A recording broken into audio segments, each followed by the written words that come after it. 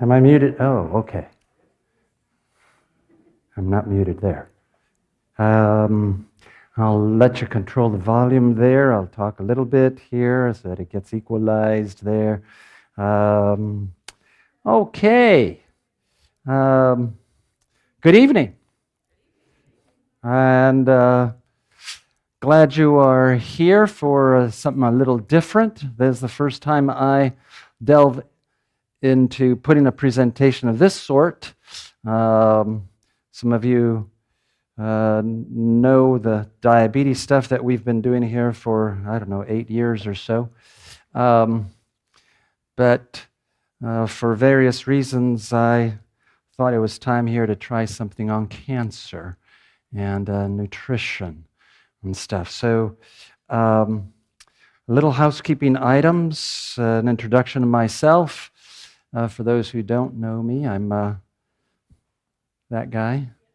I'm an internal medicine physician and trained at Loma Linda, certified in geriatrics also for a little sidekick, and certified in lifestyle medicine, which is part of my new passion, is what we can do in addressing chronic diseases with lifestyle changes. So that Diplomat of American College of Lifestyle Medicine is that one, and that other CDCS is basically I passed a test here on diabetes education stuff so that we can be a diabetes educator. So that's a little bit about me. And I work at the VA where I see John and a bunch of other people.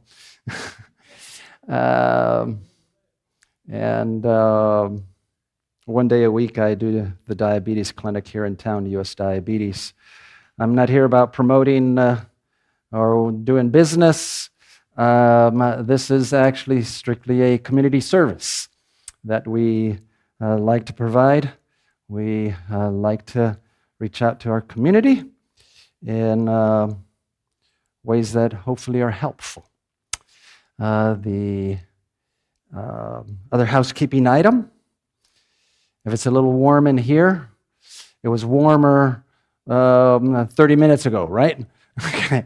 So the thermostats are controlled remotely. We forgot to do that, so it's been kicking in. Hopefully it'll be a little cooler by the end of the session. We asked you to sign in because we do other stuff along the way and like to send out emails. It's a whole lot more efficient than calling people. And some of you have received that email. We do not want to be, again, sending you unnecessary emails. It'll be pretty much strictly on health stuff that we put out here, again, as a free service for our community. And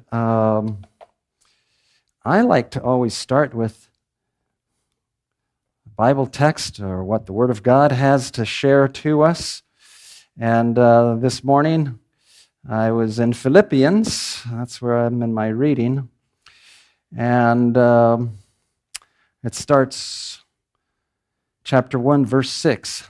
Being confident of this very thing, that he who has begun a good work in you will complete it until the day of Jesus Christ. So, we're all on a journey. None of us have this all figured out. We all are going to die. 100% of us mortality, except for 2 people.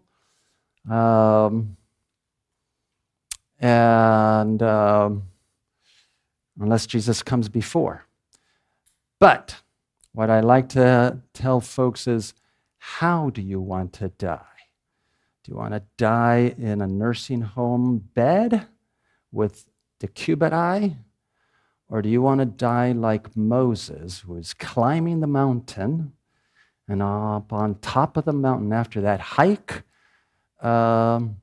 lays down and rests and falls asleep? So it's issue of perspective. So we're all on this journey. We all want better health, I think. So none of us have it all figured out, but we are all helping each other in this journey. And praise God that He will complete the work downstream. So let's pray. Heavenly Father, as we look at what You have provided here through nature and Your Word, and so many different avenues here to help us for our health, I ask that, number one, You give me clarity of speech and clarity of mind as my thoughts put together here are shared, and that those who are here tonight may be able to understand what is relevant and important for them and their loved ones. We know that, I just heard, some have come because a close relative has been just diagnosed. So again, I just ask that there may be something useful here for every one of us tonight. And again, help us in this journey of growing and becoming like You. In Jesus' name, amen. Okay, so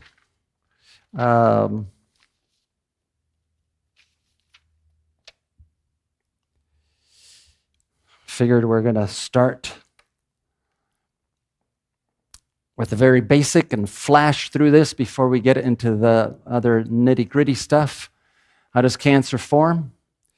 Cancer is a disease caused when cells divide uncontrollably, and then they spread into surrounding tissues. It is caused by changes in the DNA. DNA is our genetic material that tells our body what to produce, how to produce it, how much to produce, and so on. And so there are genetic changes that happen here in certain sections of the DNA that create that. And in that changing of genes, what happens is that there are these oncogenes, onco for oncology, for cancer, some genes that turn into stuff that produces cancer. And those are the cancer genes. And unlike normal genes, these oncogenes cannot be turned off. So the differentiation between a normal cell is that it knows when to stop growing. The cancer cell doesn't know when to stop growing. It just keeps on growing. And then there are these tumor suppressor genes, as you can imagine by the term itself, tumor suppressor. These are genes that work at turning down the growth of cancer, that help in the control and limiting of cancer growth. Those of you who've come to our diabetes seminar, we talk about that in the prostate cancer study of Dean Ornish. So those are designed here to hopefully slow down or stop the growth of cancer. But then these tumor suppressor genes can be turned off or turned on, as we have come to learn. Within the tumor itself, there's this microenvironment.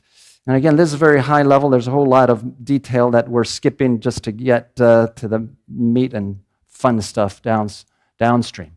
So in the tumor cell, there's all this other stuff that is around it.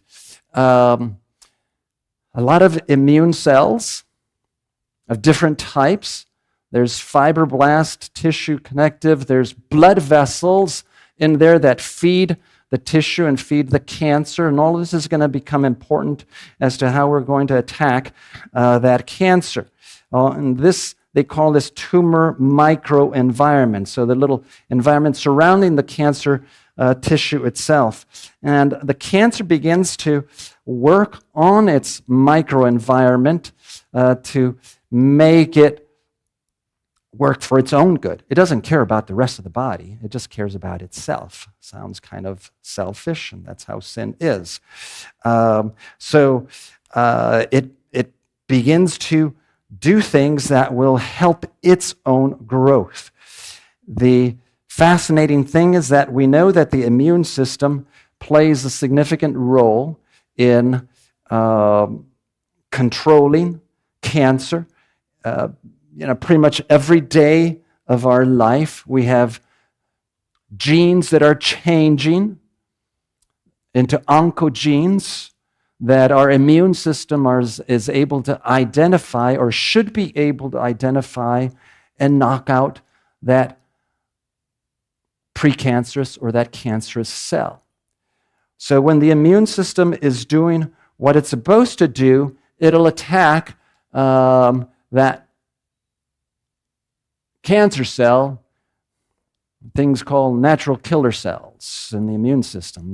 They're the ones that go in there and destroy the invader. Okay. However, if our immune system is not doing what it's supposed to, or if somehow the cancer cell evades the immune system, it happily continues to grow on.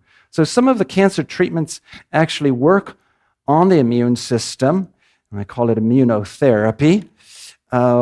And some of the things that we will be talking about are kind of natural ways here for us to be stimulating that immune system. I'll just skip this one. So what causes genetic damage? Well, our parents, the genes that they gave to us, they're familial or genes that get passed on from mom and dad for certain cancer predisposition. And what we have come to know is the gene or the genes for cancer are a suggestion. They are not a mandate, okay? So you may have the gene for Alzheimer's, you may have the gene for diabetes, you may have the gene for breast cancer. It doesn't mean that you will have it, it just increases your risk. And if you do stuff that you are supposed to do, which we'll learn some of them tonight, those genes are suppressed and don't turn on. If you do stuff that you're not supposed to do, the opposite happens. So then we have stuff like UV radiation, chemicals, toxins, viruses, other toxins such as smoking, and just repeated cell division. Because as we age, the DNA has been replicated over and over and over, which is why the older we get, the greater the chances of a mistake happening, and that replication of the DNA and that mistake saying, oops, that was a cancer thing that we created instead of a normal cell. And so the other term that we use is that of metastases. A metastasis is basically where that cancer cell got spread out to another location, starting in its original location, and it gets spread, travels through the blood or the lymphatic system to other locations in the body where it settles and creates a new cancer site. So those are the metastases. So the question ends up being, is cancer preventable? The answer is, okay, so some of you know cancer is preventable. We've known this for a number of years, and this is just one article. Cancer is preventable disease that requires major lifestyle changes. So if you look at the date on this, I mean, this was published in 2008, so a number of years ago, and even before that. This is just one example of it. So it requires effort. That's what that major means, okay? Some will say, well, I did this. Well, it may not be enough, okay? When you got a big fire going on, throwing a little water on it isn't going to do a whole lot, will it, okay? You need to do a whole lot of water to make a change to turn off that fire. So, but we know that cancer is preventable. And interestingly, back in 1981, there was a study trying to look at avoidable causes of cancer. And they found that diet contributed to about 35% of causes of cancers. Dr. Willett, who's this guru out of Harvard, Harvard Public Health nutrition guy, repeated this in 1991.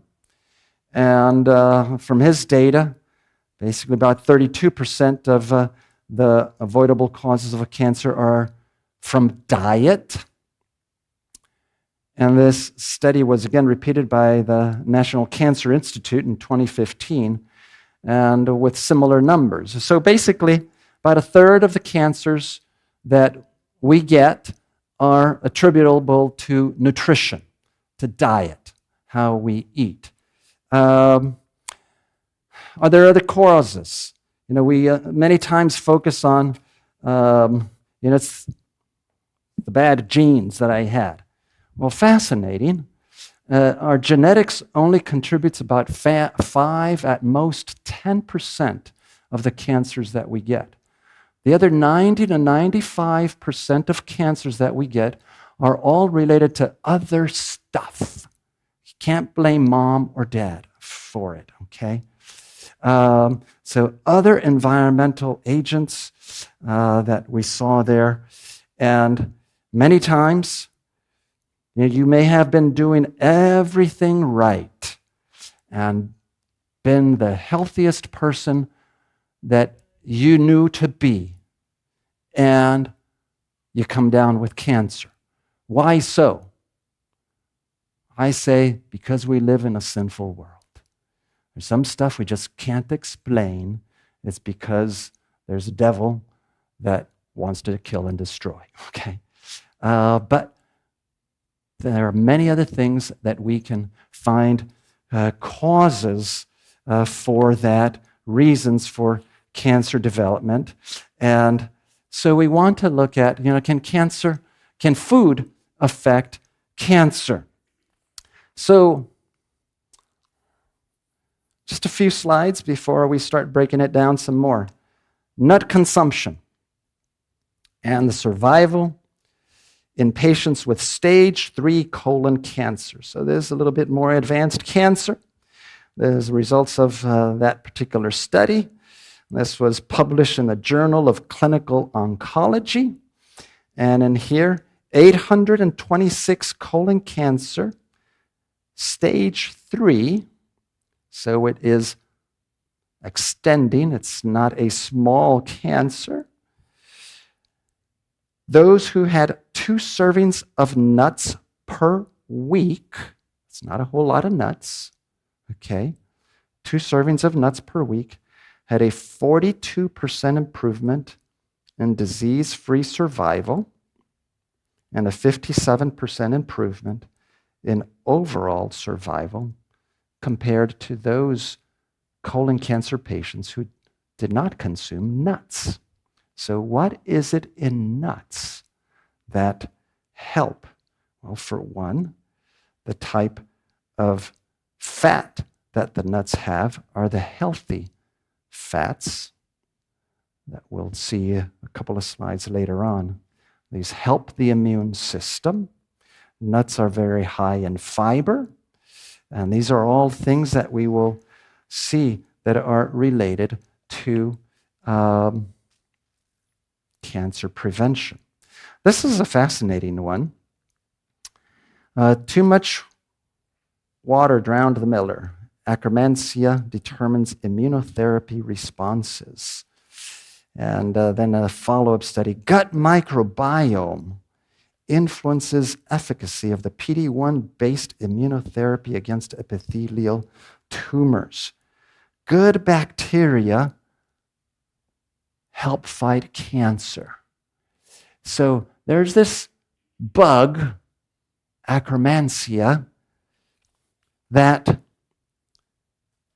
so when it's lacking and the individual is getting a particular type of cancer treatment called immunotherapy, if you don't have this bug present, you're not going to respond to that immunotherapy. But if you have that, the immunotherapy now works against those cancers. So where do you find this Akkermansia?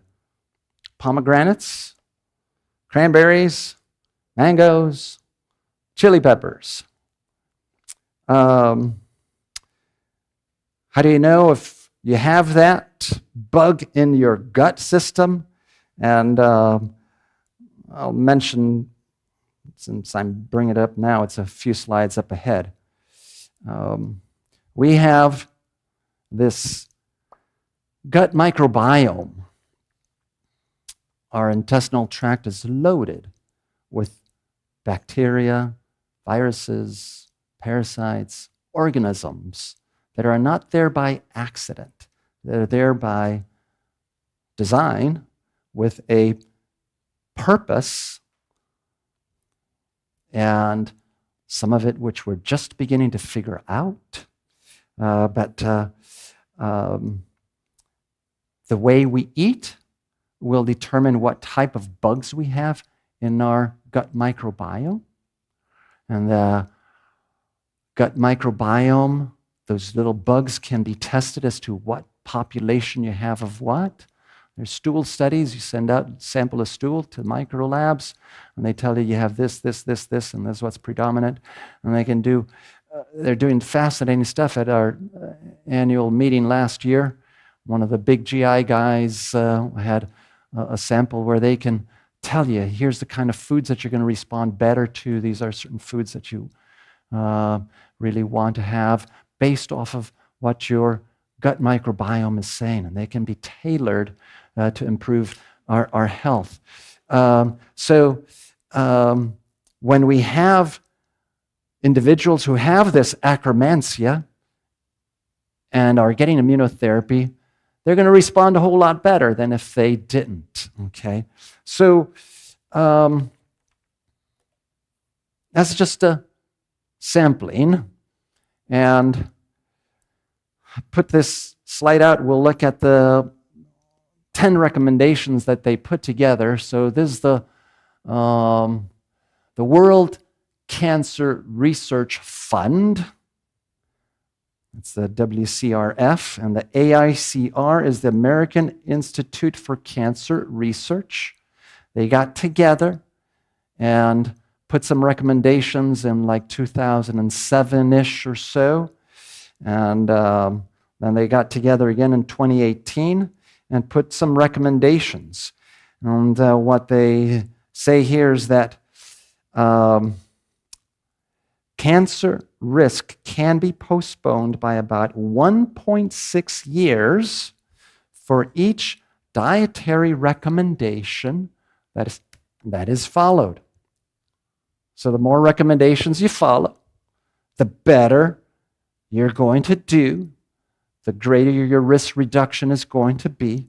The closer you follow those recommendations, the greater risk reduction you're going to have as well.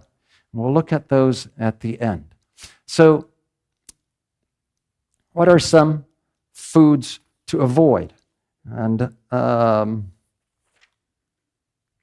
we'll get to sugar in a few slides. Let's first hear what they say: cancer, red meat, and processed meat. Notice the date on this. Can you see that? 2015. World Health Organization. American Institute for Cancer Research. They put this 2019. Processed meat and cancer. So for the last 10 years, we have known that processed meats, red meats, increase cancer risk. World Health Organization is going to put processed meats in a class 1 carcinogen, just the same category as tobacco. Do any of you doubt that tobacco is linked with cancer? Any hands? I mean, we all know that tobacco is linked with cancer, right? Do we know that asbestos is linked with cancer? Yes, okay. Class 1 carcinogen. Processed meats, it's a class 1 carcinogen. There's just the same amount of evidence. Do you know how many studies it took for our U.S. government to put the labeling on cigarettes that tobacco, that nicotine is a cancer-causing agent? Over 7,000 studies had to be published and pushed and put in front of faces of people for them to say, okay, tobacco is not healthy. Have you seen any labeling on your bacon or on your hot dogs that says linked to colon cancer? Anybody seen that label? Why not? It's the same reason that it took so many studies for the tobacco lobby to back down, is that we have other lobbies also. So 2 slices of bacon, less than 2 slices of bacon per day will increase colon cancer risk by 18%. The grilling increases the risk of breast, colon, prostate, pancreatic, stomach cancers. Increases these compounds that you can read there on the slide. And we've come to learn that it's these high temperatures. The grilling of the processed meats in particular is what really accentuates these carcinogens and that create the problem. Lesson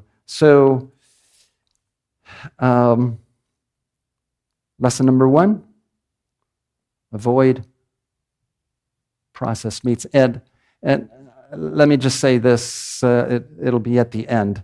The recommendations that both of these organizations put in theirs limit. So how much poison do you like to have? How much arsenic would you like to have? A little bit or avoid it altogether? Okay. So I'll let you think about that when we get to the wording. So, and sadly, this is Tennessee, the Southern diet. I ask patients, what's your regular breakfast? I just did it with the last patient today, and newly diagnosed diabetic, 2 eggs, slices of bacon, and a glass of orange juice. And I go, oh, mercy. That's pretty typical. The variation to that would be biscuits and gravy and slices of bacon or 2 sausages, right? Am I correct? Yeah. So lesson number 1 is trim down, cut back, avoid as much as you can on that. Sugar. Somebody said sugar. Interestingly, in the scientific world, the picture's not totally clear, and I'm not sure if that's partly related here to the sugar lobby now or not. But we do know that cancer cells consume a whole lot more glucose, so they love sugar. But as I read stuff, I kept seeing questionable data, but there's this other study here. Well, let me just tell you one of these. Okay, one study showed that high glycemic load increased the risk of prostate cancer by 26%, rectal cancer 44%, pancreatic cancer 41%. So probably wise to be careful with sugar. It's not as strong evidence as the processed meats and red meats. Alcohol. Now, alcohol causes about 7 different types of cancers, from wherever alcohol travels, pretty much. Mouth, throat, larynx, esophagus. Then it does the breast, liver, bowel cancers. All of these are increased risk with alcohol consumption. And the numbers that I gave you here is to 32, about a third of the cancers from nutrition.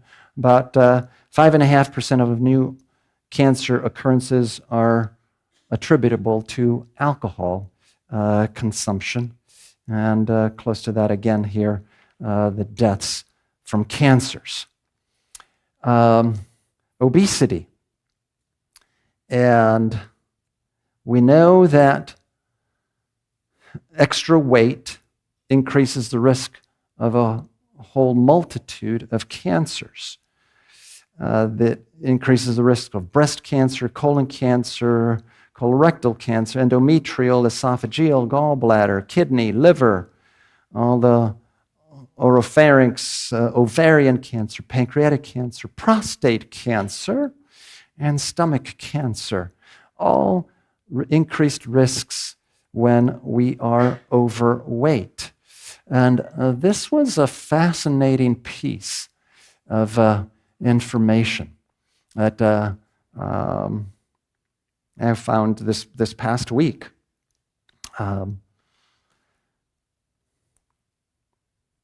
Researchers, I'll just read this here for you if you can read the bottom section. And there's the article from it in Nature 2017. So this is now 8 years old. But researchers found a subpopulation of cells with unique in their ability to initiate metastases. It's quotes from the article itself. All expressing high levels of a fat receptor known as the CD36. Turns out that palmitic acid or a high-fat diet can boost the metastatic potential of these cancer cells. So if the cancer cell has this CD36 receptor on it, and they're able to put stains on the cancer cell and say CD36 positive or negative, and if it's present, the fact that it's there and you provide it with a high-fat diet, that cell gets now revved up for metastases, becomes much more able to spread elsewhere. So where's palmitic acid found? It's saturated fat.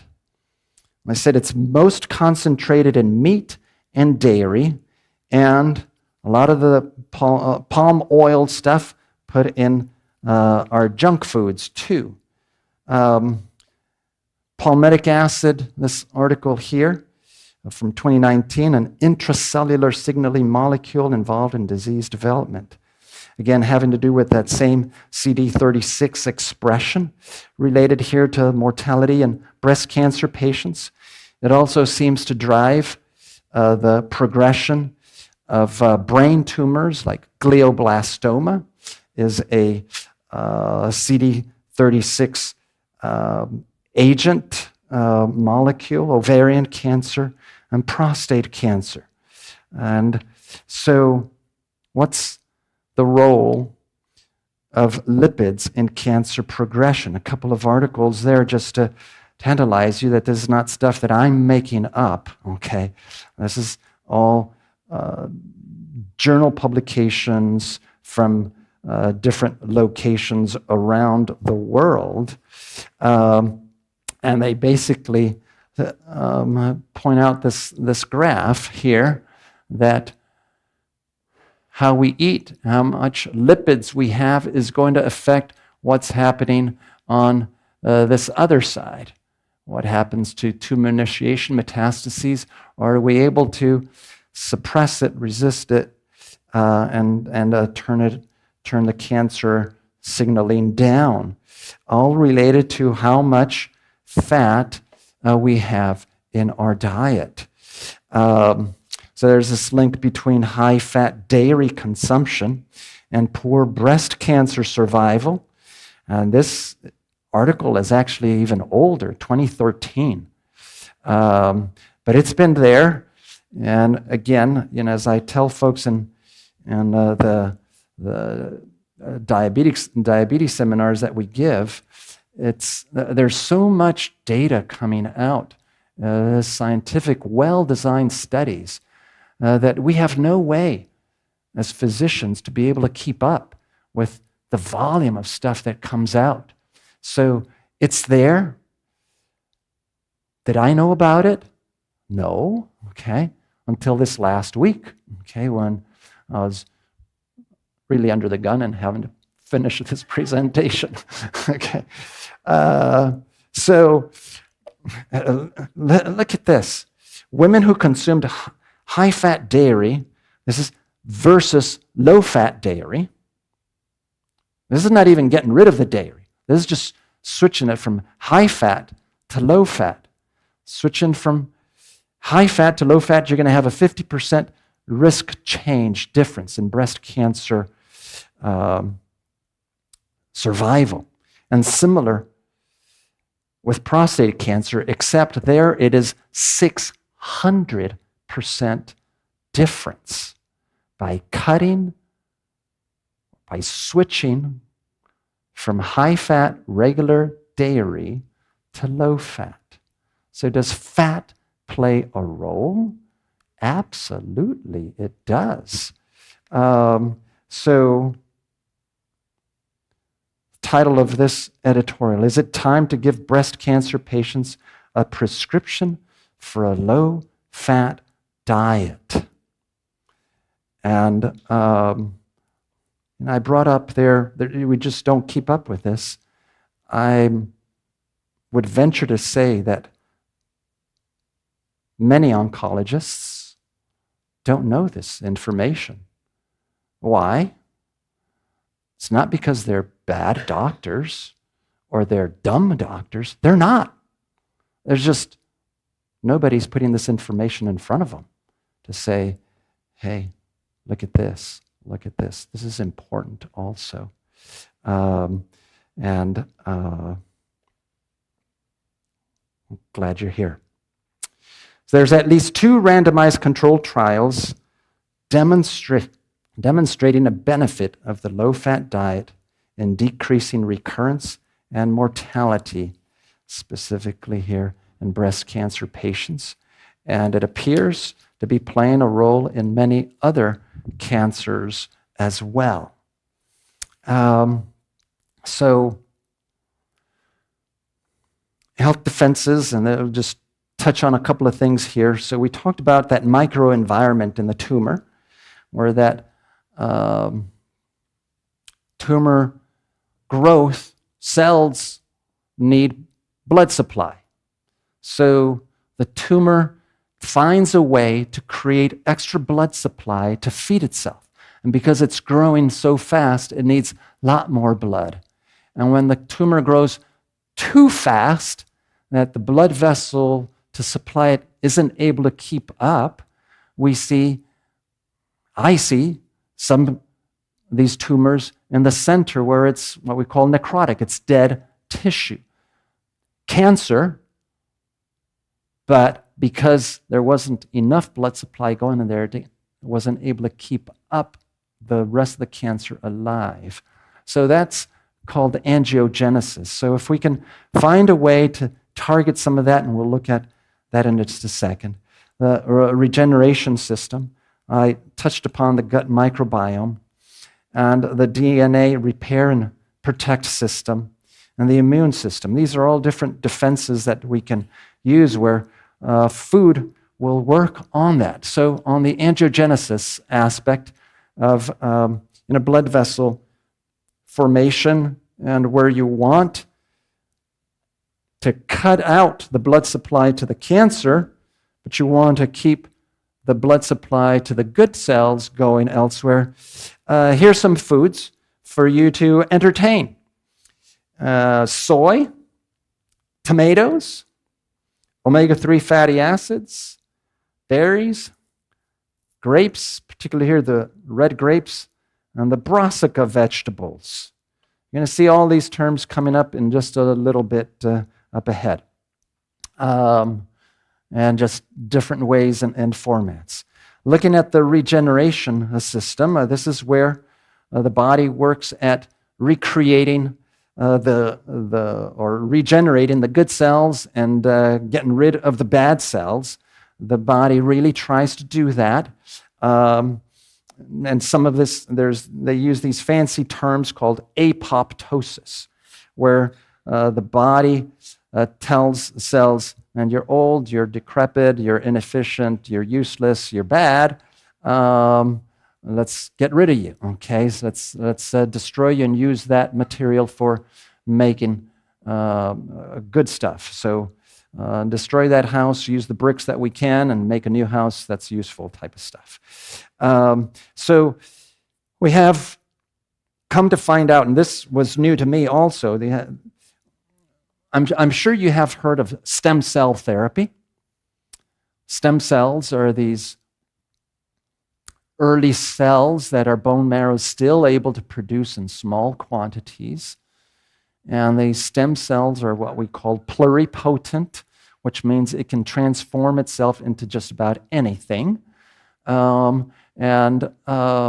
We have also these cancer stem cells, which is like, oh, that's a bummer.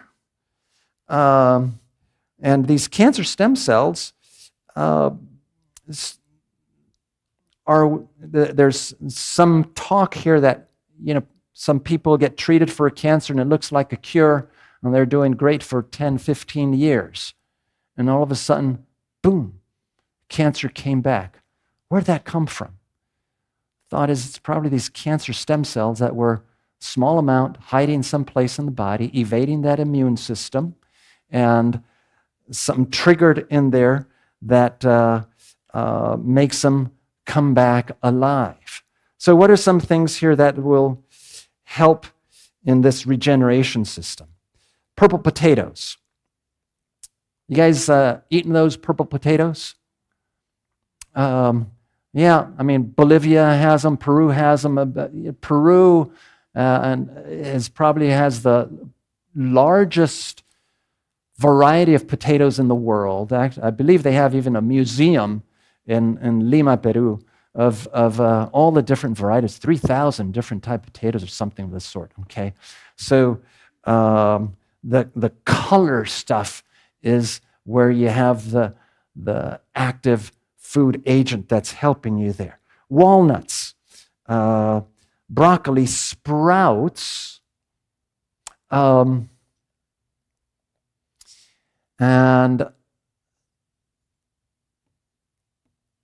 I'm trying to remember in what scenario it was, but let me just tell you this about broccoli.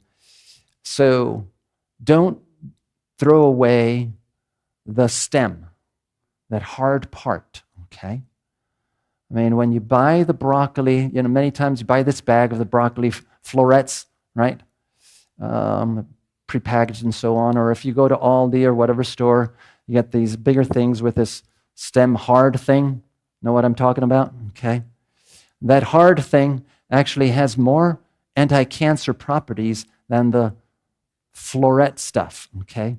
So cook it all, peel that little outer section, and do what my wife does. You put a little lemon on it, a little salt, a little garlic powder on it, maybe a little olive oil on there, and you chew that thing and enjoy it just like the rest of the broccoli, okay? You're going to get more nutrients out of that stem. Don't throw it away, okay? Sprouts, this whole concept of sprouting is a fascinating concept. I didn't have time to dig into this. But sprout seems to increase the nutritional value of a lot of these seeds. Blueberries, chili peppers in there too are some of the foods that will help there. So I mentioned here the gut microbiome. I'll just show you that slide again, and we'll come back to the previous one if I know how to go back.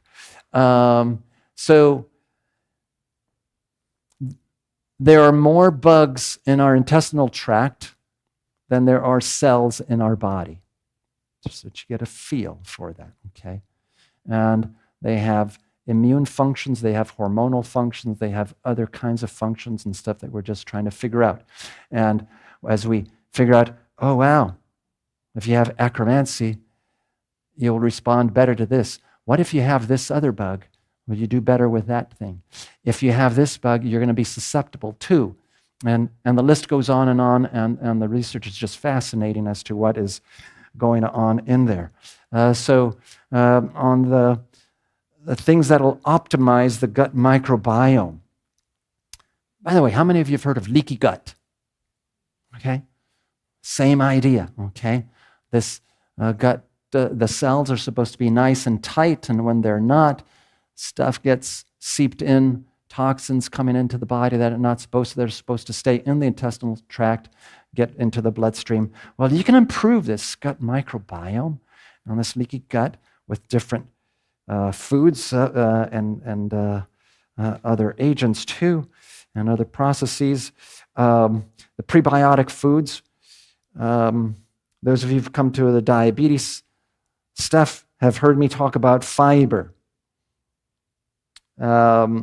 Fiber is undervalued, underappreciated, okay? And on a weekly basis, I have patients tell me, well, can I, for my fiber, can I just take some Metamucil? And I say, why would you want to take Metamucil when you can eat the fiber and not just get that bulky stuff, but get all the other micronutrients that are in that fiber food, okay? So fiber's wonderful. Better than Metamucil is to eat the apple, eat the blueberry, eat the bean, okay? And eat the lentils. I find this always fascinating. Who has had lentils before? Okay, so almost all of you, I didn't see all the hands. So if you did not raise your hand, I beg you, go to Food City, go to Aldi. I just bought this last week before doing the diabetes talk at the clinic. A bag of lentils, a pound of lentils for $1.39, if I'm not mistaken. Can't be that much cheaper than $1.39. Everybody can afford $1.39, right? And how do you cook lentils? Ask my wife, okay? I eat the stuff. If she cooks it, I eat it, okay? Read the instructions on the back if all else fails, yeah. There's YouTube. Who doesn't know YouTube? Okay, just Google, how do I cook lentils, okay, without messing it up. Don't throw the bacon in there, all right, please. So you don't even have to soak them. I just throw them in the pot with some water, a little bit of salt, garlic, onions, carrots, celery. Let her cook in there. Stew till soft. I don't know how long, 20 minutes, 30 minutes? 20 to 30 minutes. And then you can make it as watery or as thick as you want, okay? My mom would love to do it in 2 phases, do the lentils with some rice. And so we'd have day 1. I mean, we were a poor family. My dad was a machinist, machine shop, feeding 5 wolves. I mean, we just ate like... So day 1 would be this pot of lentils, the kind of lentil soup, whatever was left over. She dried up. Day 2 was rehash, but now it's the dry stuff with rice and stuff. Man, that stuff was good. Lentils are a superfood. I'll just put it that way. Just loaded with fiber, loaded with nutrients, great for the body in any way that you eat it. Black beans, chickpeas, other colored beans, call them red beans, white beans, black-eyed peas, any color beans. Beans are the king of fiber foods, and you want to be having lots of these. Mushrooms, avocado. Avocado's making an interesting show in the nutrition world.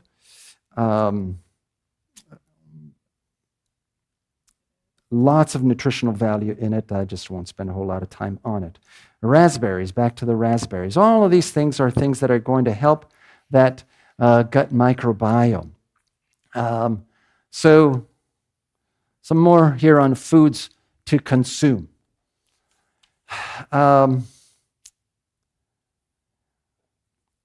Most of you have heard of the Mediterranean diet, and there'll be variations of this, different formulations and extent as to how you go on it.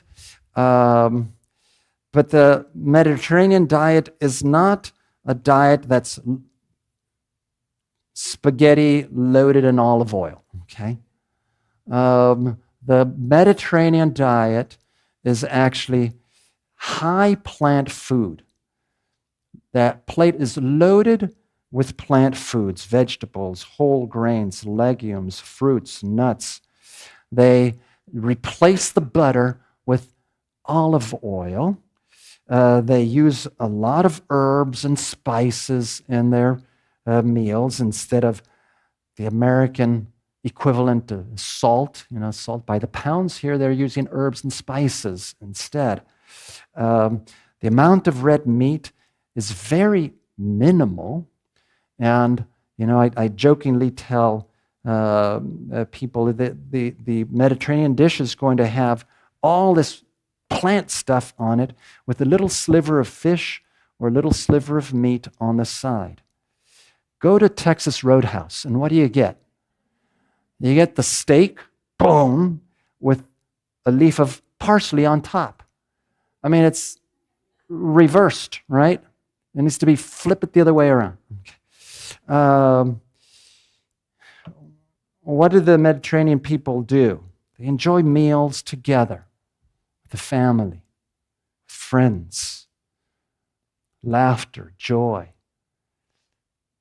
social connections. I'm speaking here to myself. I have breakfast Monday through Friday on the road. I'm driving while I have breakfast. And I do that for time efficiency type stuff because it takes me forever to eat. But getting to enjoy meals with family and friends. And these people walk a lot.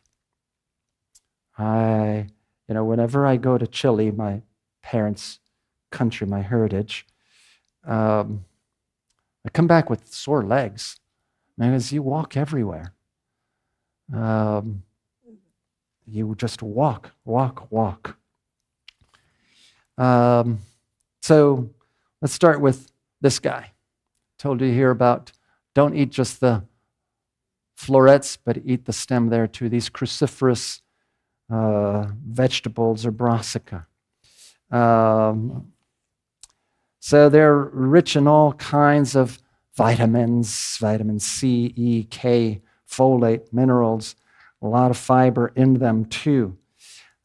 Every color is a different antioxidant. And if you hear the term antioxidant, we all are rusting away. The minute we are born, we begin to rust away. So the antioxidants help prevent us rusting away. Think of it as kind of WD-40, okay? Or better compounds than that, I'm sure. So every color is a different antioxidant. So these green colored stuff have this sulforaphane and some of these other compounds. These antioxidants provide the anti-inflammatory properties that are related to these foods, and they help detoxify harmful substances.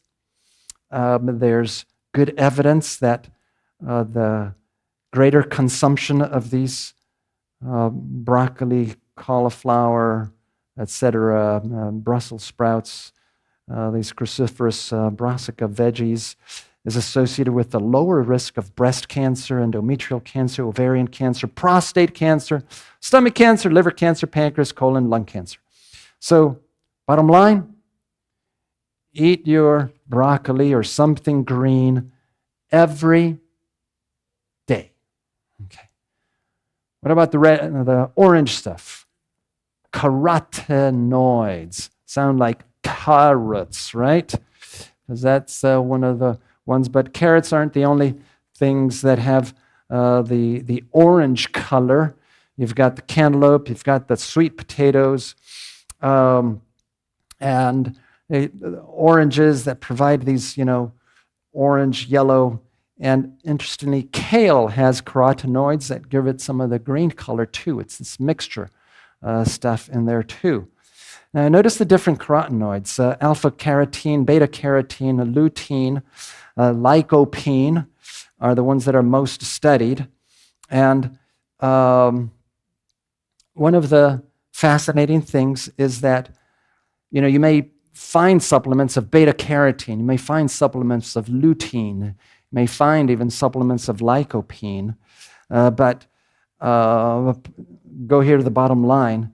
Eat these as food and not as supplements. The data on supplements with these, unfortunately, seems to backfire. And actually now, a couple of decades ago, they were doing supplements of one of these agents and the prevention of lung cancer. And to everybody's surprise, the ones on the dietary supplement of these antioxidants had a greater risk, a greater incidence of lung cancer. So you don't want to get them as supplements. You want to eat them in its natural form. Why? Because God, our designer, is a whole lot smarter than our pharmaceutical industry. And God, the designer, didn't just put there the beta-carotene by itself. He surrounded it with other food agents, other antioxidants that we don't have any clue about, and he put it in the right mixture so that when you eat the carrot, when you eat the cantaloupe, when you have that orange, you get the whole deal. And that's where you get the benefits with decreased risk of prostate, breast, lung, cervical cancer, bladder, mouth, laryngeal, esophageal, skin cancers. Anybody know what these are? Yeah. Who does not like blueberries? Oh, mercy. What are we going to do with you? How about raspberries? Okay, so we have some berry in there. Okay.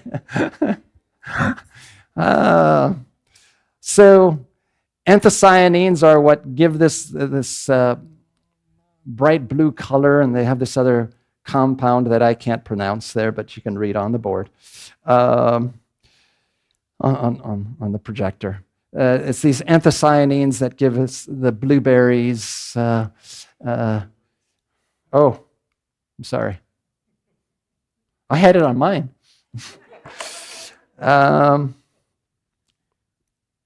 Those bright colors that we associate with these fruits, the raspberries, the blueberries, the blackberries, and so on. It's these anthocyanins. And in both lab and animal studies, they've been shown here to stop the growth of pre-malignant cancers, increasing some of this apoptosis that I was referring to, this cancer cell death. And we talked about that angiogenesis or anti-angiogenesis properties, where the blueberries help cut the supply to the cancer cells so that they die out that way and the body can get rid of it. So blueberries, again, associated with less risk of esophageal, colon, oral cancers, and breast cancers in animal models. So in the cancer world, make blueberries a part of your life. If that were the only benefit of blueberries, that would be worth it. But all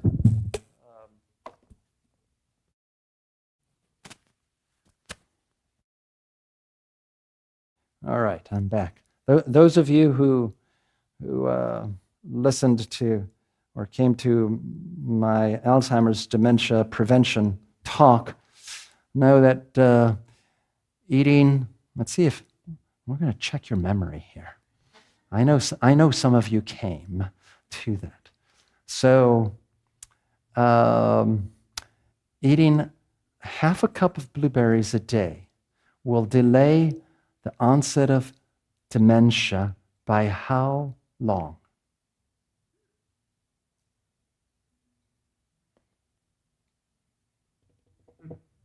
You'll have to listen to it's on our church website. No, I'll just give you the answer. It's 2.5 years. So blueberries aren't just good for cancer prevention, they're good for the brain. And if it's good for the brain, guess what else it's good for? The eyes, what else it's good for? What's good for the brain is going to be good for the heart. What's good for the heart is good for the brain. Okay? So have your blueberries on a regular basis. Or raspberries of whatever form you can find. Okay? These things I'm sure you're familiar with. I know I'm going to get some people who don't like mushrooms. So who does not like mushrooms? All right, that's all right. Okay, we'll forgive you on that one. But if you want to get to like mushrooms, again, talk to my wife. She's the expert in the kitchen. I'm the one that does the research. She puts it into practice and makes it real. So there are some,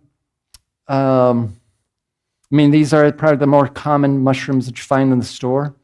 Not as high quality medicinal value as some of these here, which you can find in some stores, but it takes a little bit more looking. You're going to have to go to some specialty, Earth Fare or Whole Foods.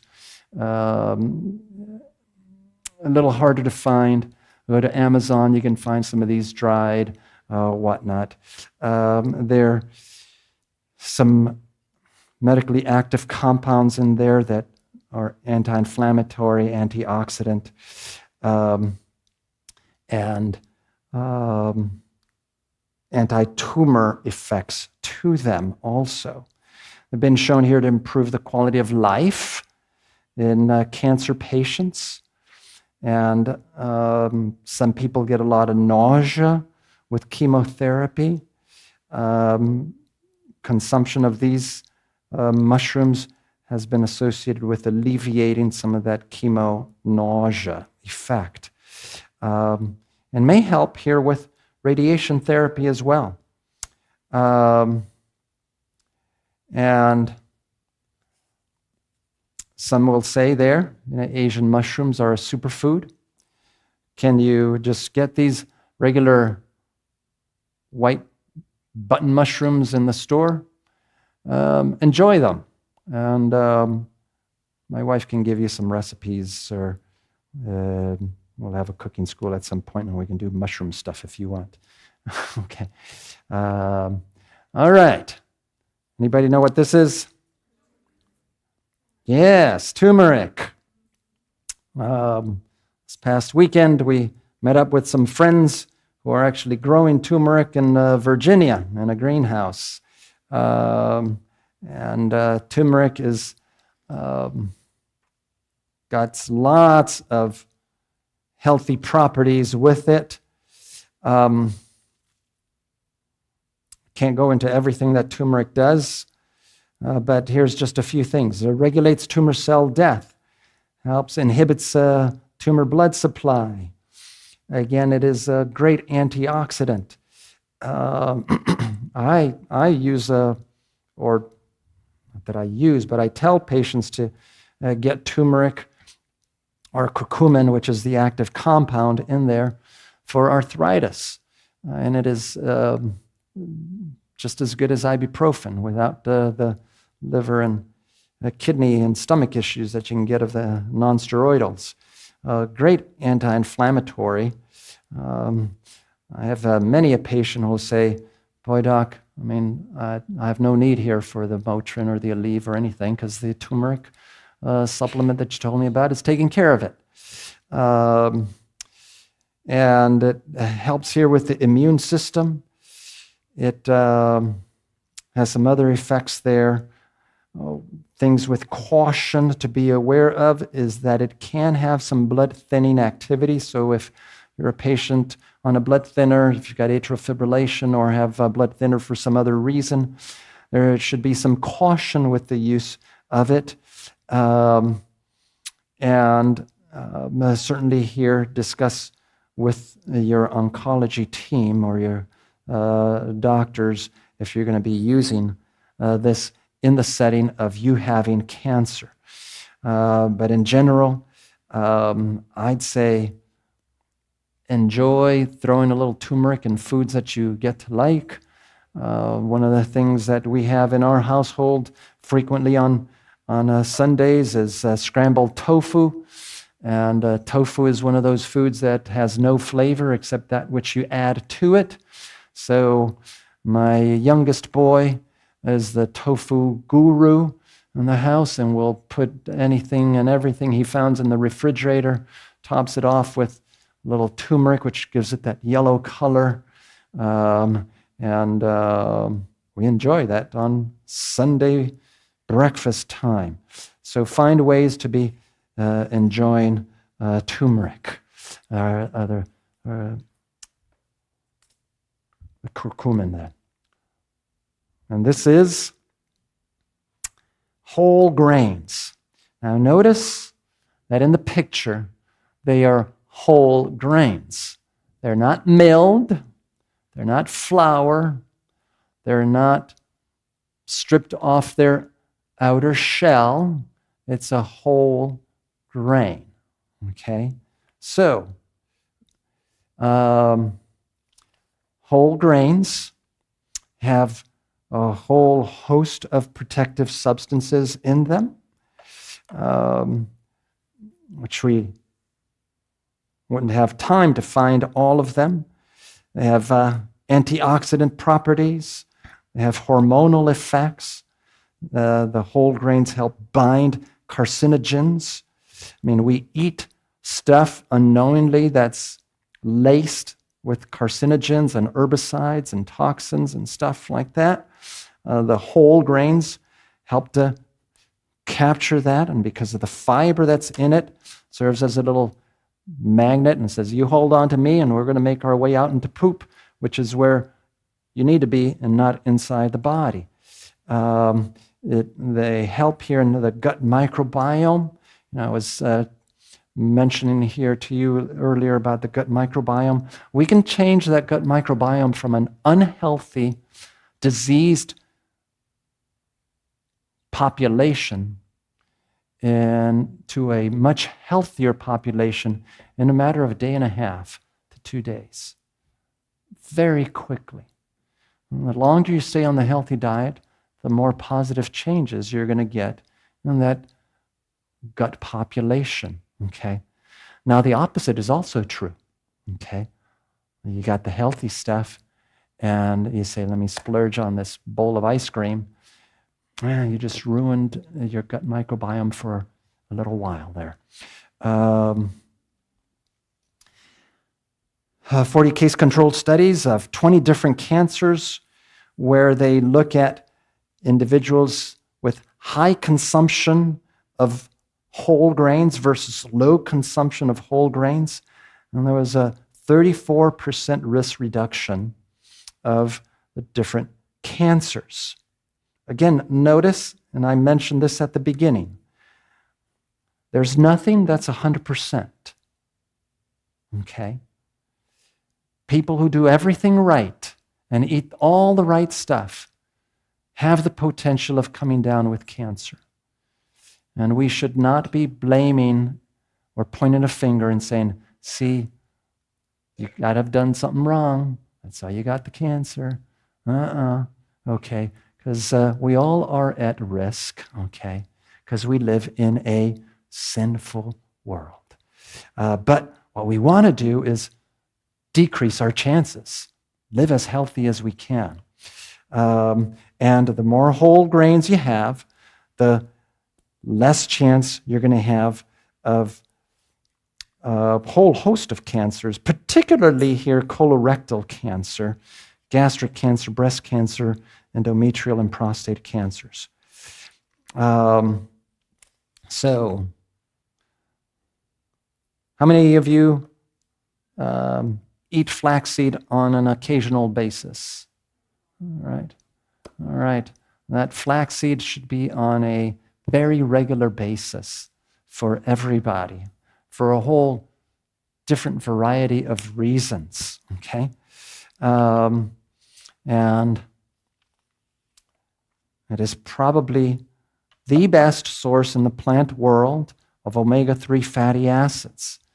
Omega-3 fatty acids are the anti-inflammatory fatty acids, the healthy fat, the one that decreases heart attacks, the one that lowers cholesterol, the one that decreases your risk of colon cancer and breast cancer, and decreases risk of kidney cancer, that's the renal cell carcinoma.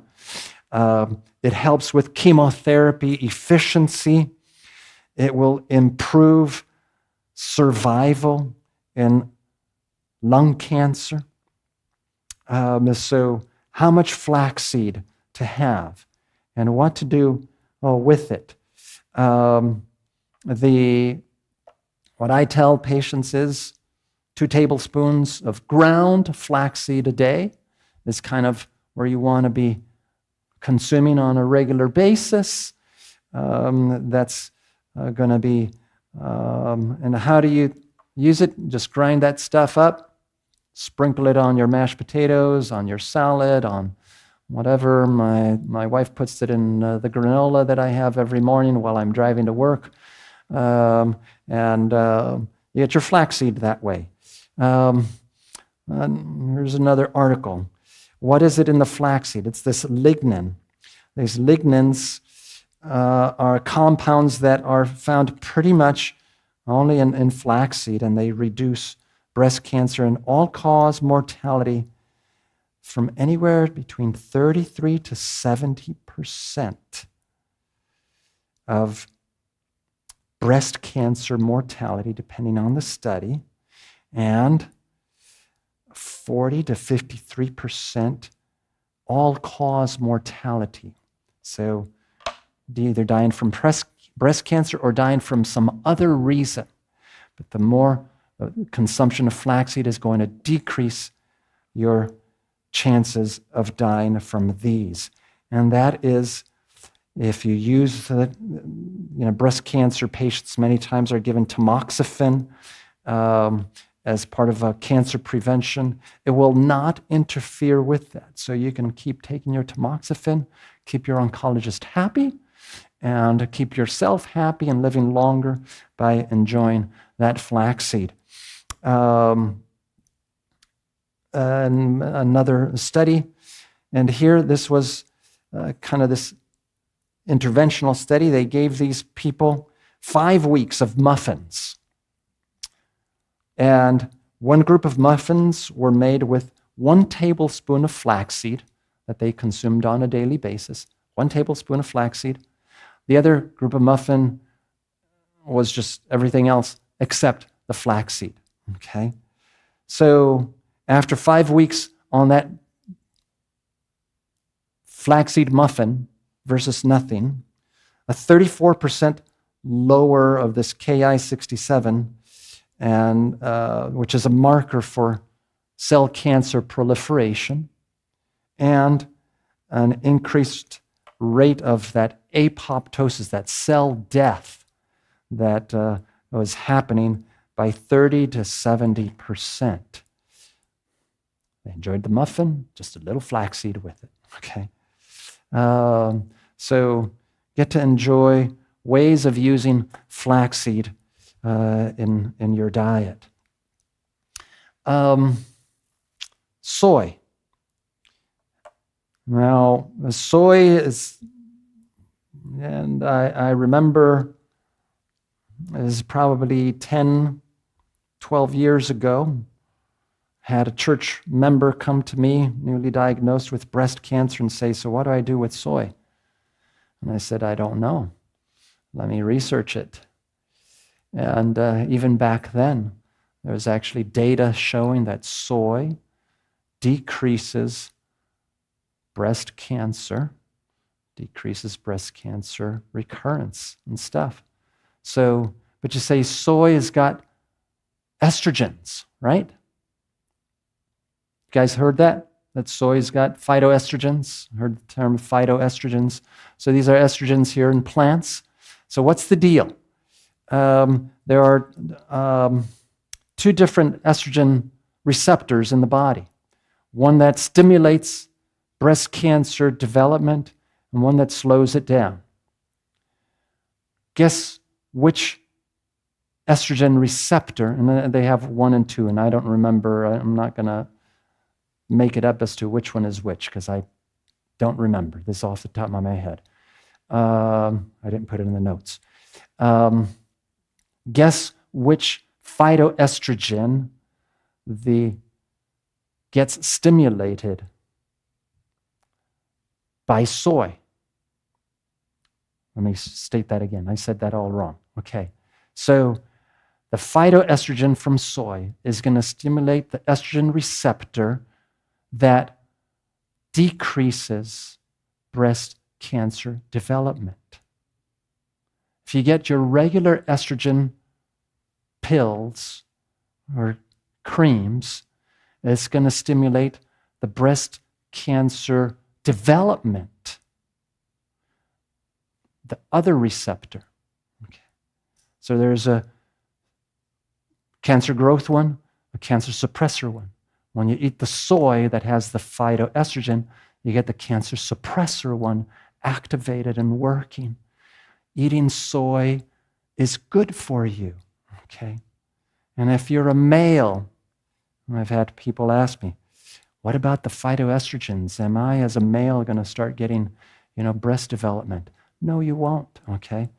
You go to Japan, where they have the largest incidence of soy consumption in the world, and their breast cancer incidence is minimal because they're being protected by the soy that they consume.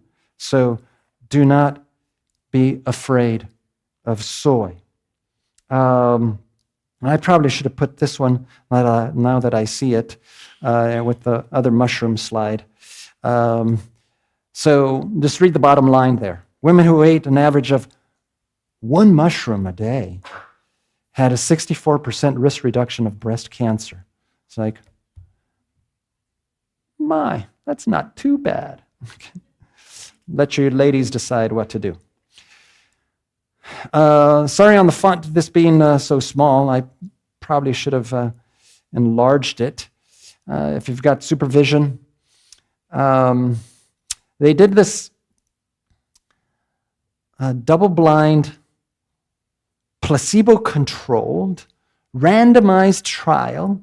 That in medicine we love this type of language. Okay, what does this all mean? Is that double-blind? Neither the patient nor the researcher knows what you're getting. Placebo-controlled. So one group is getting the real deal. The other group is getting a placebo, a sugar pill or a powder pill of nothing. Okay. Randomized mean as the patients come in, you go to this group, you go to that group, you go to that one, you go to this. As it's randomized, there's random picking as to who goes to which side of the study. Okay, so that's what it means. There's as good a study as they can make it.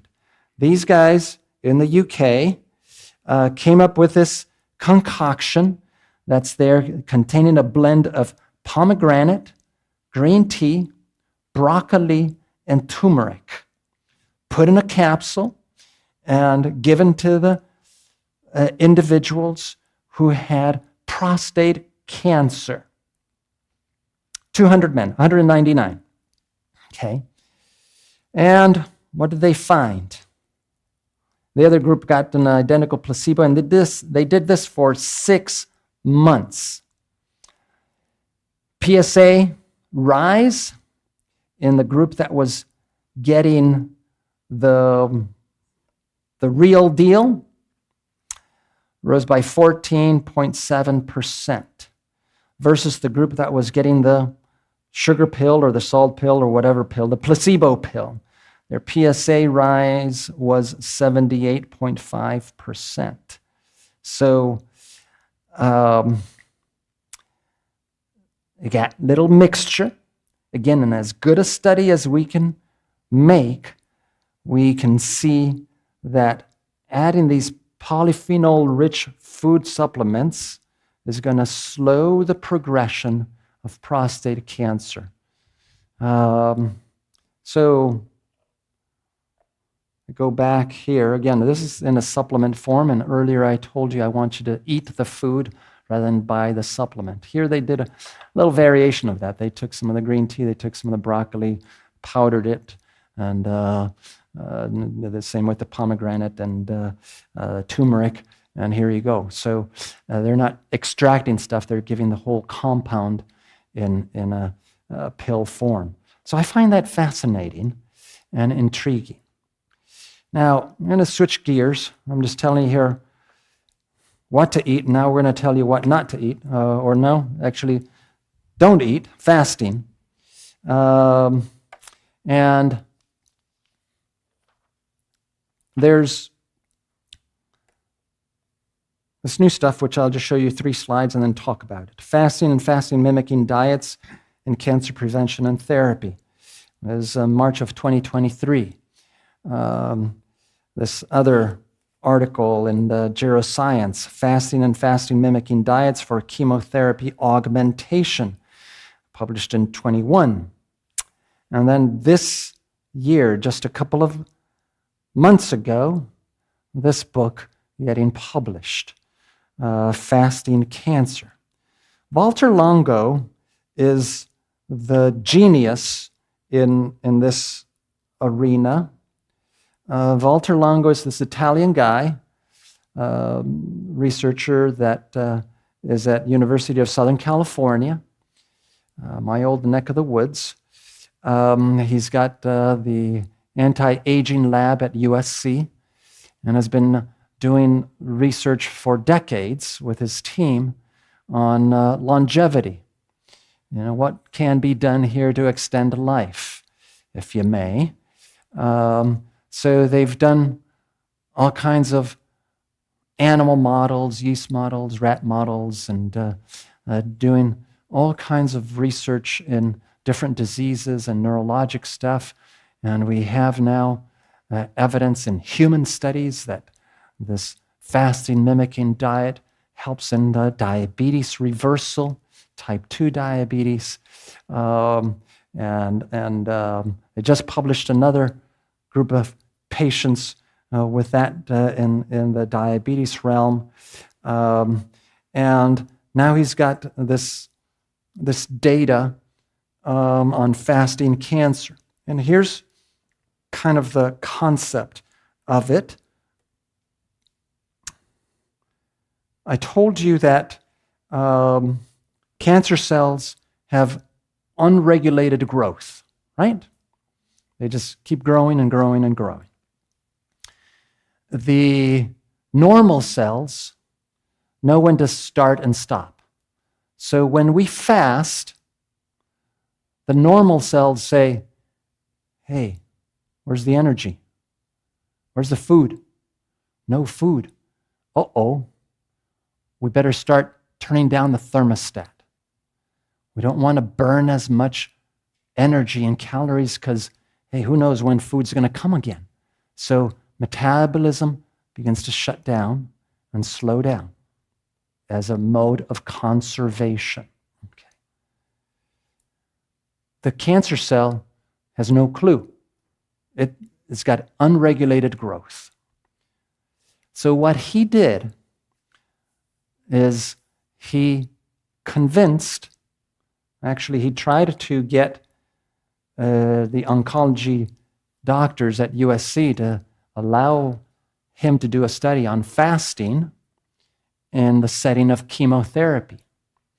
And the cancer doctors told him, no way. I mean, these guys need nutrition. You can't, we are not going to let you fast them. So he said, okay, what if I come up with a meal plan that tricks the body into thinking that it is fasting, but they're getting some calories? Will you let me do it? And he convinced some oncology colleagues to say, yeah, we can try that. So his lab created the fasting mimicking diet, a 5-day program where you get there foods that are been all plant-based, designed in the lab, and they've tried this over and over and over again. This is a whole research team where they then look at what's happening in the body and metabolism and say, okay, that is mimicking as if this were a water fast only in these 5 days. And to their excitement, when they now give the chemotherapy during this fasting state, what is happening to the normal cells? They're fasting. They say no food, no energy. Let's shut down. Let's conserve energy. The cancer cells don't have any clue. So in comes the chemotherapy, wipes out greater amount of cancer cells, and does less damage to the normal cells, because the normal cells are quiescent, trying to survive and keep energy. Don't give me stuff. So a fascinating concept that he's put together. Is this something that's accepted by all oncologists? No. Again, this is emerging research. His team is solid. They're not about, hocus pocus stuff. They're doing the solid research step by step, and it's something that is tantalizing. And when I actually got to hear him speak at one of our national meetings of American College Lifestyle Medicine. It's like, boy, that'd be so cool here. And I kind of understand the concept here, how it would work here for diabetes. And sure enough, 2-3 years later, boom, there's the study. We've done it in humans. It works there too. Okay, so thought I'd put that out here for you to think about also. Heat.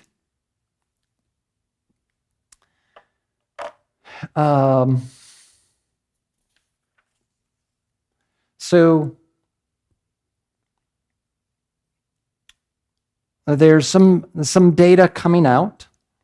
And the NIH has done some of this. Japan has done a lot of this stuff, of far infrared radiation. And so there are ways that you can get this far infrared radiation either by lamps or in a sauna that emit this particular wavelength that comes with heat. And in this particular study, how it is affecting the heat shock protein and how it's inhibiting the proliferation of cancer cells. Here's another study of, again, just a sampling of them. We could go through many others as well. where this far infrared radiation inhibits breast cancer cell proliferation. And you can read all the other fancy scientific terminology in there. So what is happening here? It appears, again, that cancer cells, yes, consume a lot of glucose, but they're also very heat sensitive. So when you rev up the temperature in the body, cancer cells don't enjoy that.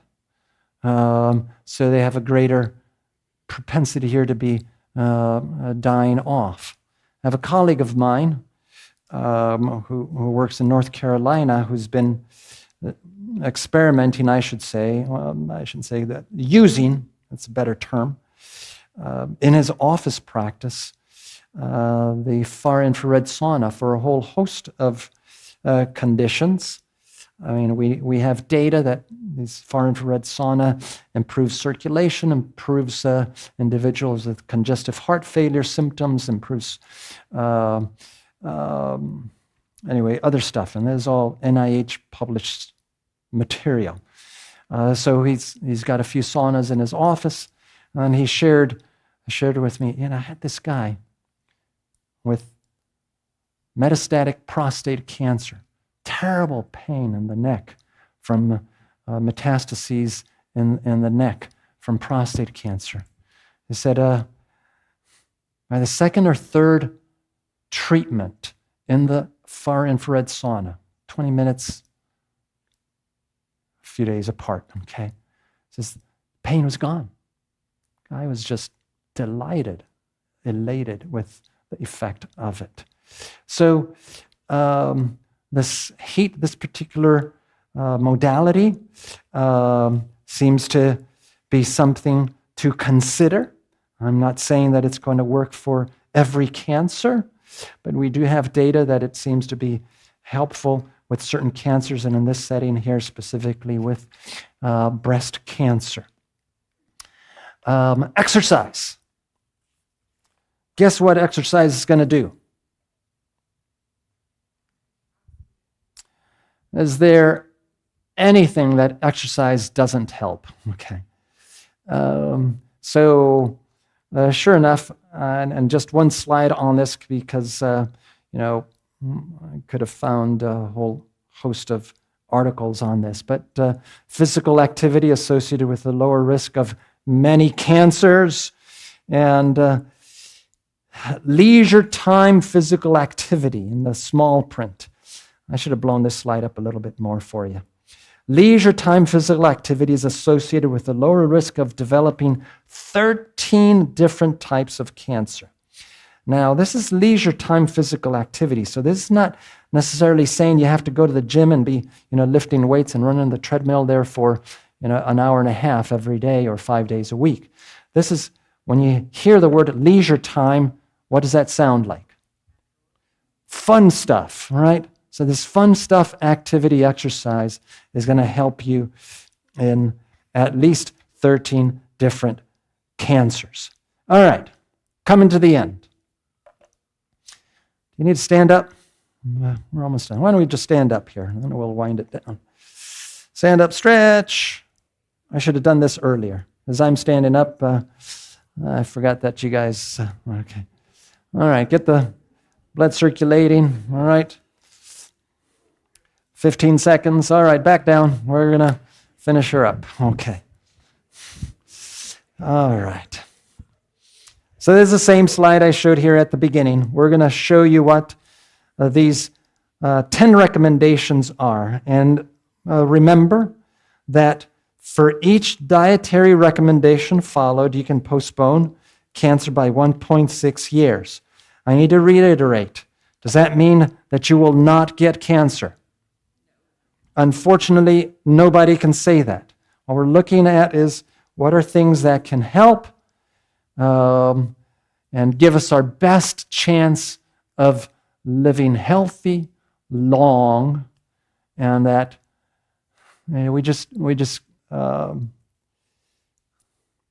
give you a little personal story here. My oldest son is getting married here in July. The place where they're going to do the reception is at the home of a colleague of mine at Loma Linda. She's this super lady who's had her mom 98, 99, to turn 98 years old. Jovial, 100% in her brain, just fully there, fully engaged with life. Has a caregiver because, she's 98 plus, right? And caregiver, came Saturday morning, turned on the TV to watch church, had her Bible. Caregiver steps out, does some stuff outside, comes back, and she's head on the Bible, asleep. Just died. Watching church, reading her Bible. What a way to die, huh? Isn't that cool? That's the way I want to die. I don't want to die in a nursing home bed, being cared for or turned over by other people, right? So,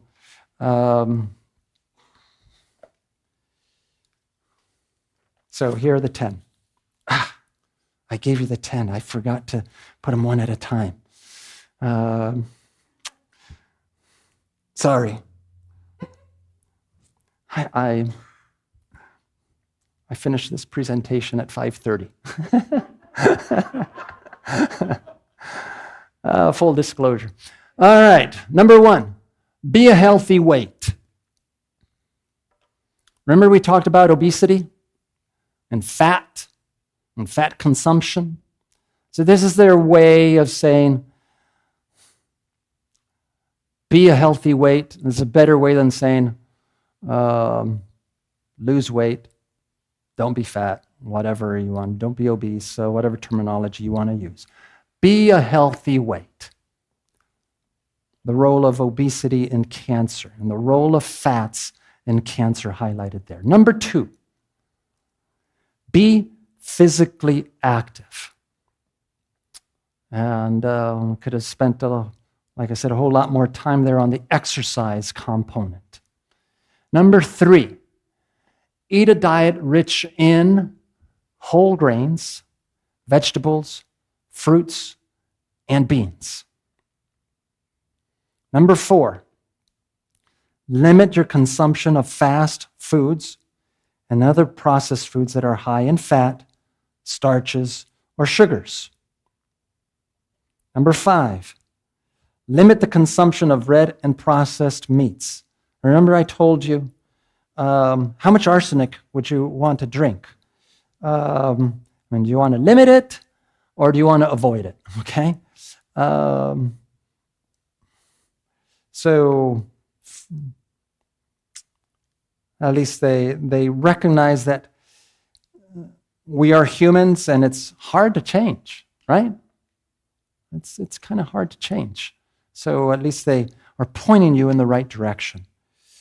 Number 6, Number 6, limit the consumption of sugar-sweetened drinks, alluding here to the role of sugar and the simplified refined carbs and the issue related to that.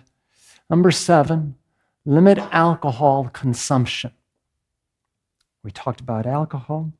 Number 8, do not use supplements for cancer prevention. What do you want to use instead? Real food. Yep. We want real food. For mothers, breastfeed your baby if you can. I found that fascinating that they put that in the cancer prevention recommendations. There's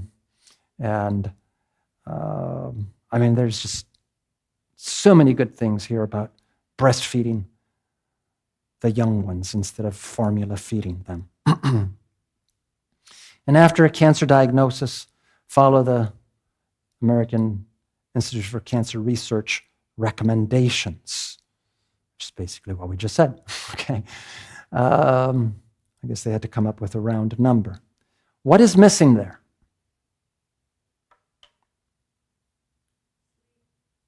Sleep. What else is missing? Stress. Prayer. What else is missing? I mean, you guys have come up with a few that I didn't have. Very good. When we talked about tobacco, right? Why didn't they mention tobacco or other toxins? Laughter. There's maybe not direct evidence here with cancer, but the Bible talks about laughter is good medicine. Okay, so how the role of laughter on the immune system and how it makes it thrive, and again, as we improve our immune system, it'll help everything else. You mentioned prayer, spirituality. Lots of data here to show the role of spirituality and health in all different arenas. Sleep, absolutely. We underestimate the importance of sleep. And it's not just sleeping the 8 hours that as adults we should have, and kids, boy, we just keep them awake way longer than they should, okay? The kids, elementary, middle school age, should be sleeping 10 to 12 hours a day. I mean, yeah. But it's the timing, we talk about that in the diabetes seminar, that when you get the sleep, that also ends up being important. Stress, the role of stress on the immune system. Yes. So this is not an all-exhaustive presentation. It's just to tantalize you here on a few things. And yes, question or melatonin. So melatonin, yeah, and again, I didn't do a full research on that, but melatonin we know is an anti-inflammatory agent. There is a group of researchers and physicians and practitioners using melatonin as an aid here for COVID because of its anti-inflammatory agent capacity. And there too, yes. So melatonin, possibly a role there too. Like I said, this was not meant to be an all-exhaustive lecture, but just to get us to think a little differently. And before I open it here to questions, I want to put that up on the screen.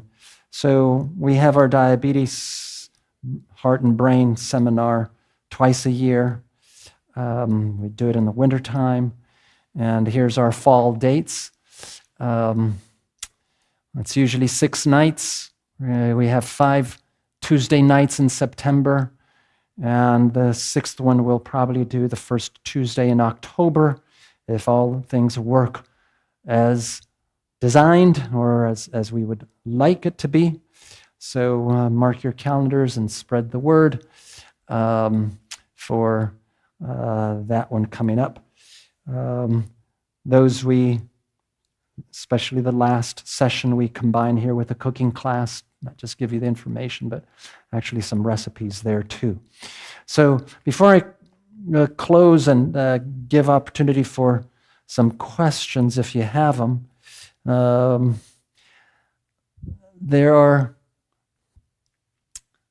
figured there are 2 tables, one in the front and one in the back, with some resources that are, if you want to have or take with you one of these magazines from Lifestyle Matters, Superfoods That Fight Cancer, you're welcome to take one of those.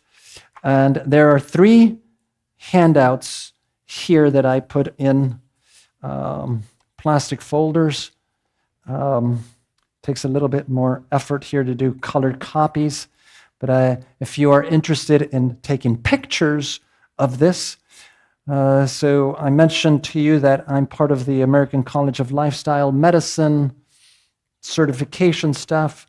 I guarantee you that within the next 10 years, you're going to be hearing a whole lot more about American College of Lifestyle Medicine. It's probably going to have as much weight as hearing from American College of Cardiology and so on, okay? It is an incredible organization group, all evidence-based. And so they put in 3 handouts, dive all the way in on how lifestyle medicine for cancer can help. If you say, wait, that's way too much, they've got one here that says, wade in the shallow end. If you say, man, that's way too much, you can dip your toe in, okay? So you can do a little bit, you can do medium, or you can go all the way in to lifestyle recommendations. And yes, and here's the sleep and stress and social connections, so on. So if you want to take pictures, those will be here for you to do as well, in the front or the back. The same as in the back as well. Any questions that I might answer? And if I can't answer, I'll say, I don't know. Okay. Yes, ma'am. 1, 2. You said that grilling is to be avoided. Mm-hmm. What type of grilling, and are air fryers all right? Great question. So let me ask, so what do you mean by what type of grilling? I don't do any grilling, so are there different types of grilling? Gas grill. Oh, okay, okay. That it doesn't matter. It's the high temperature. It's the high temperature that creates this change of the heme, part of the blood that's in the meat, into these carcinogenic compounds. Okay. So what about air fryer? Air fryer does high temperature stuff too. So it creates a similar, not to the same extent as grilling, to my reading of the literature. Okay. But it's the high temperature that is creating these carcinogenic compounds, transforming what's heme blood in the meat, the red meat, processed meat, into these heterocyclic aromatic amines. So with mushrooms, are dried mushrooms going to give you the same value as fresh mushrooms? So again, not being a total expert on this, I will venture to say just in the nutrition world, when you dry a food, you lose about 2 to 7% of the nutritional value. Okay. Freezing, you lose less, but who's going to freeze mushrooms, right? I'm thinking here of blueberries, okay? You freeze blueberries, you're going to get about 98% of the nutritional value then versus fresh blueberries. Mushrooms, the drying of them, you're going to lose some of the nutritional value, but most of it is going to be there. Yes, great question. Okay, about the processed meat versus, say, farm raised. I mean, my business partner raises beef cattle. I'm sorry. Yeah. So, but I mean, I just want to know if there's a difference as far as that would be. Okay, so